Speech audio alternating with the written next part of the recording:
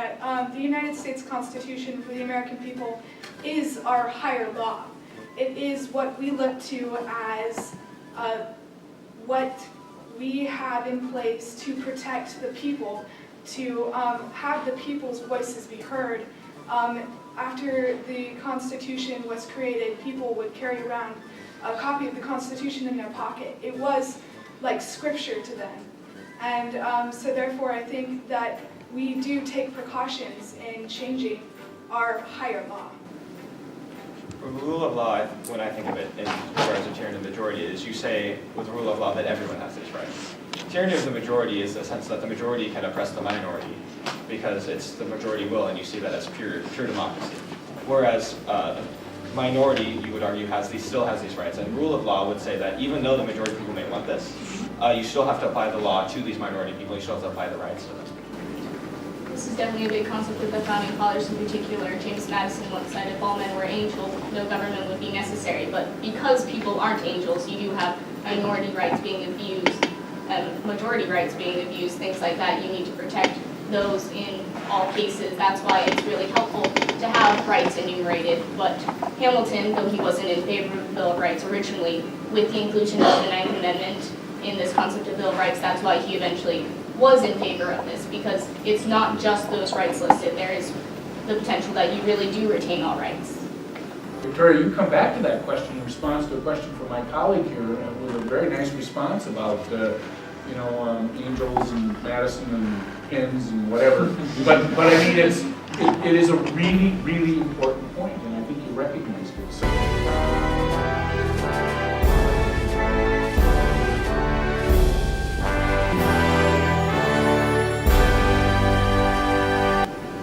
I think your question kind of alludes to gridlock today in Congress, that there's that it may not necessarily be true that they actually do work out their differences. But as far as the definition of politics goes, it's also been defined as who gets what, when, and how, and I feel that ties very strongly into compromise because there will always be groups, or as the founders refer to them often as factions, which compete for many different interests. I think it has to do with the balance between being a trustee and a delegate, that to some extent they have to mirror what the public wants, but they also have to make decisions based on what they actually believe. I think one thing that would go a long way towards decreasing, or maybe not decreasing the amount of actual posturing goes on, but helping to keep politicians more honest in what they say is working to increase voter or participation in politics, because America is notorious for having a very apathetic citizenry. We don't participate very much in elections. We have low turnout, and because of that, we often joke a lot about politicians not following up on promises. Much is made of famous sayings such as "no new taxes," but we don't often seriously hold our politicians to the promises that they make. If we were to have a constitutional convention today, or if Hawaii were to have a constitutional convention to reconsider its own state constitution, secret, open? I believe it should be run the same way as in, for example, when ratifying a contract for a union, that the plan be discussed and compromised between the two sides, but then it be released to the people that it would be affecting, such as the Constitution. After it was released, it still had to withstand public scrutiny and still had to be voted on upon that.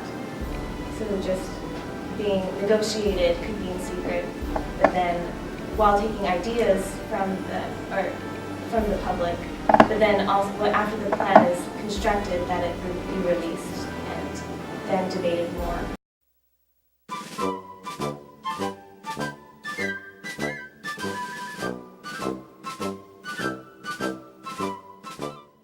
You can compare this to the adversarial system that's at our court system, where you have two lawyers debating against each other and bringing up opposite points. So both sides of the argument are received. What do you think about a loyal opposition? Do we have a loyal opposition today, or are we allowed to have a loyal opposition today? Maybe too loyal of an opposition between the two parties, where we see gridlock in Congress a lot of times when there's not enough maybe compromise between these two ideas, because it's important to make sure that people can express opposing views and opinions about what legislation and things like that. I mean, I feel like this problem is just has a lot to do with kind of the emphasis that we put on these political parties and really kind of sticking to what the ideals are to a certain extent, where yes, it's important to be guided and driven by the ideals of your party, but you can't be so strong-minded on that where you're completely unwilling to really fix the problem if it's not your solution. I feel like for me it comes down to this idea of being both a trustee and a delegate as a representative. Because as a delegate, like I do want you to be representing my party, but definitely I want to trust that once we reach a compromise that you're going to be able to deal with that and that we can reach compromise within our legislature. That's why in the essay we mentioned this concept by Hamilton that yes, we want to have this little opposition. It definitely helps within the legislature to serve to check like accesses within the majority. But this idea that once a compromise is reached, really we all should be in agreement. Thank you. Yes, I thought that was really a lovely job. I particularly loved your trustee and delegate comparison. And again, the understanding of the difference between the municipal, local level and party politics. Everything you said was interesting and useful and fed on each other's comments. You expounded on each other's comments. It was really a pleasure to talk to you about this. Thank you. And I hope that this program has inspired you to think about these issues and get yourself involved in some fashion, whether it's teaching other people about civic education or using it in, you're all going to college, but I'm not sure what you're going to be studying, but maybe you will not only be a good citizen, but you'll take care of the rest of us too. So thank you very much. We'll sleep easier. Thank you very much. In our meeting this morning, we were talking about the municipalities question, and we wondered out loud, he said, I wonder what percentage of municipal, oh, I wish I'd looked that up, and then you gave me 77%. I'm gonna go around the rest of that as well. Thank you for that, you're in favor, I appreciate that. Victoria, we don't usually repeat compliments that someone else has already given, but trustee and a delegate is worth repeating. That was a beautiful phrase, and it rang with both of us, with all of us. The last thing I'll say is there's a weird, may not be the right word, phrasing in this question that Judge Steele and I both noticed this morning, and it was about what opportunities for participation parties afford to ordinary citizens. And I'm not exactly sure what the people that wrote these follow-ups for us consider to be an ordinary citizen. I've never met an ordinary citizen. But I think from what Judge Steele is trying to say to you, we think you have the potential to be extraordinary citizens. Absolutely. And we appreciate your time with us. Thank you.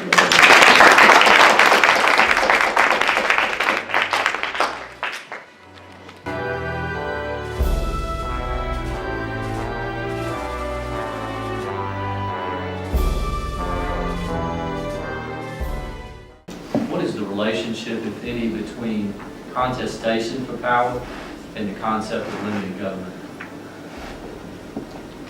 Gridlock can actually limit, as well as limiting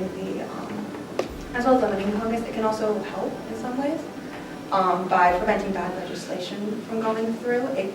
It forces people to consider what is in the bills, to consider what can we change to make this better for all of us, because in the end, we are one country and we are under one government, and each of the states does have basic needs. We all need water, we all need basics, we all need liberty. That's one of the things that was most central to every part of the consideration when they created the Constitution.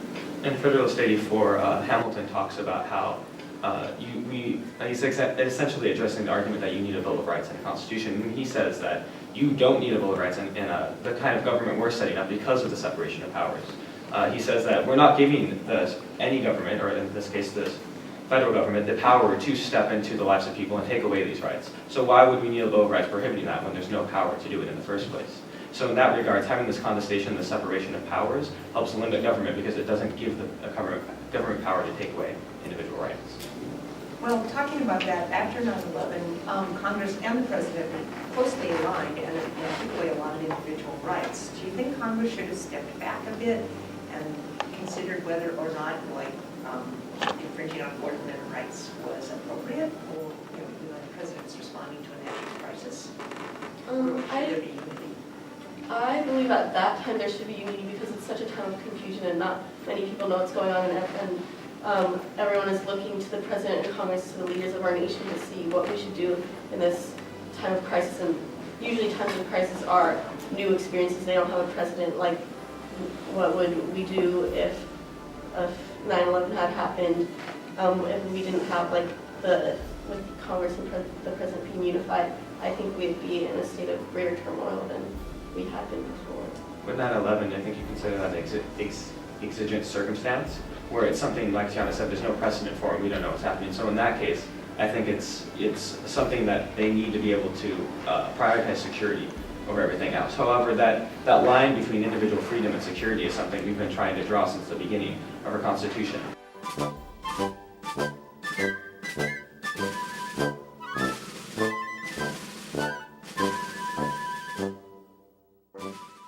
If you have jurors whose votes wouldn't matter, why would you need those jurors? It kind of comes down to what's the limit that you need to convict someone. We see in cases like Williams versus Georgia, where you can have a jury less than 12, it's set all the way to 6. However, Bellows versus Georgia restricted, said that 5 was too little.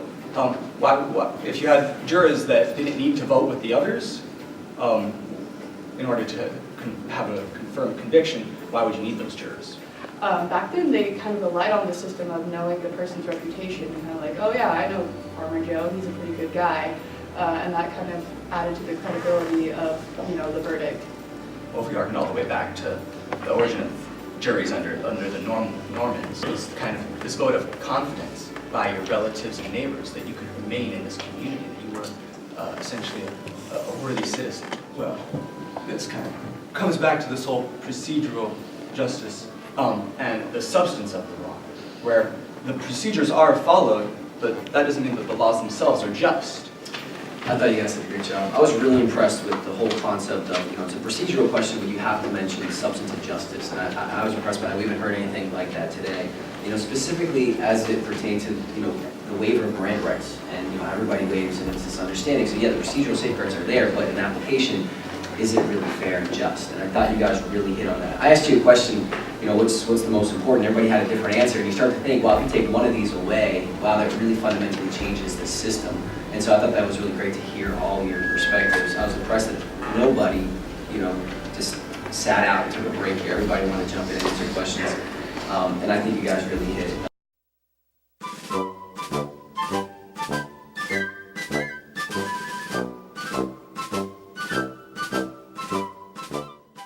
The federal government steps in more than one way. One example would be Smith versus Allred. The states were way outside their power before that case.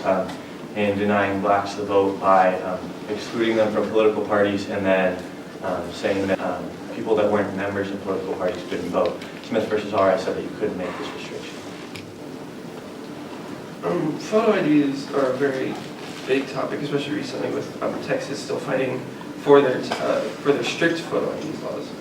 Personally, I think that photo IDs could be helpful in combating voter fraud. That's actually one of the main differences between many photo ID laws within many states. They're really separated between strict photo ID laws and just photo ID laws, where photo ID laws is any form of, or any document that has your name on it with your own picture that can be verified, such as like a school ID or a passport.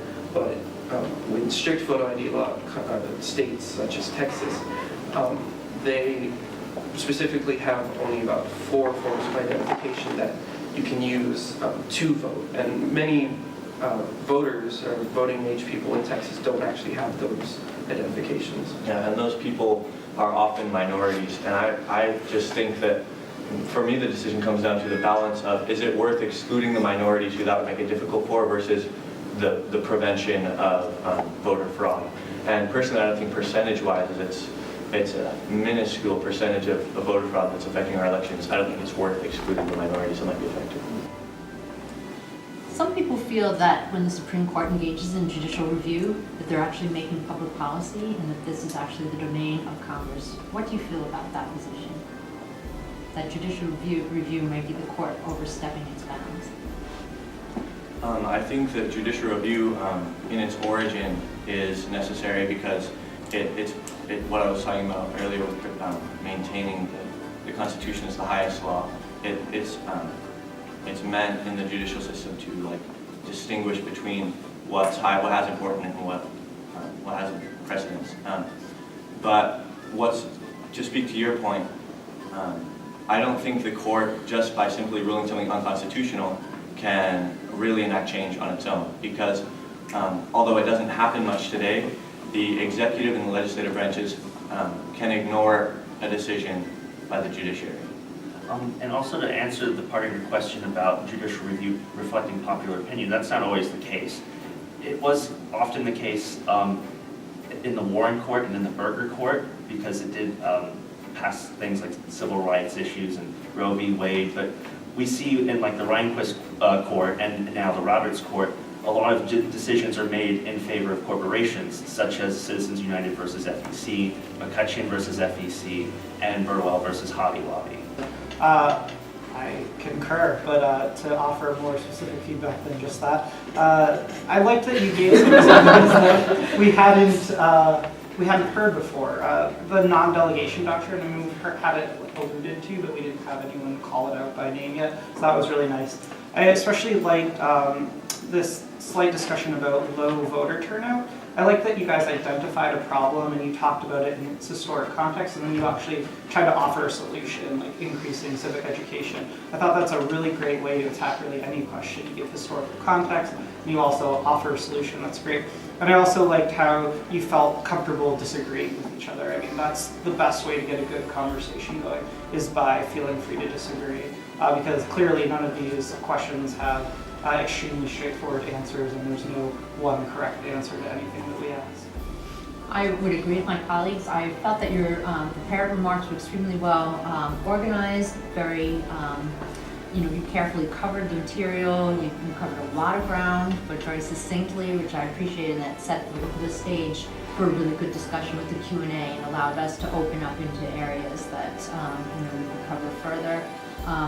I also agree, I like the idea of bringing in some of the contemporary issues, the low voter turnout, the issues with the party system, of course, more civic education, which I felt was good. Also infusing a little bit of humor into the discussion is always fun. So great job. Excellent job. I'd say exhilarating. There's a definite rush to competing and knowing that you did well. This program just makes me want to go out and make a difference and be a part of my country and government and just help make things better. I'd go ahead and say life-changing. What are the philosophical and historical foundations of the American political system? And what challenges might face American constitutional democracy in the 21st century? Every year, more than 1 million upper elementary, middle, and high school students from all 50 states grapple with these important questions while participating in the We the People, the Citizen, and the Constitution program. I have to say the best experience of my life. I don't think I've ever done anything this incredible with so many different people. We've just immersed ourselves in the world of these founders, what they've said, the letters that they've written to one another.